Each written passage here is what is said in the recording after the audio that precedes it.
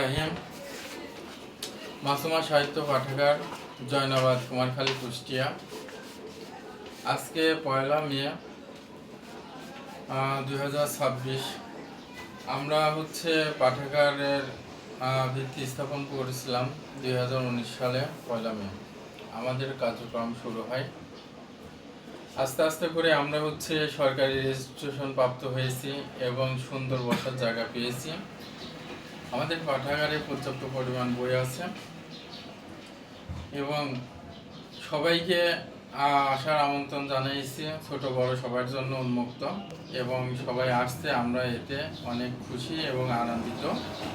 সকলের প্রচেষ্টায় আমাদের পাঠাগার এখন সার্থকতার চূড়ায় পৌঁছে গেছে। এ মর্মে আমরা পাঠাগার হোক মনুষ্যত্ব বিকাশের অন্যতম মাধ্যম, আমরা এই স্লোগানে এগিয়ে চলেছি।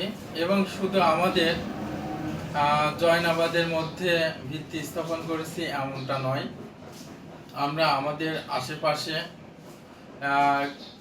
অসংখ্য কিছু এবং অসংখ্য গ্রামের মাঝে ছড়াই দেওয়ার জন্য আমরা প্রচেষ্টা চালাচ্ছি।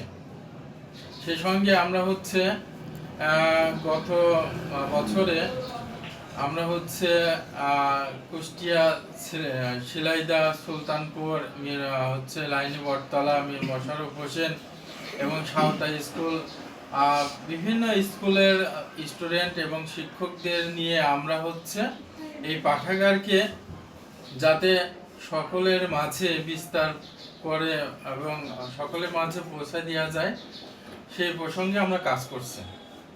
আগামীতে আমরা চাই প্রত্যেকটা গ্রামে যাতে একটা করে পাঠাগার হয় এবং সবাই পাঠাগারের সঙ্গে যুক্ত হয় সেই প্রচেষ্টা চালাচ্ছি।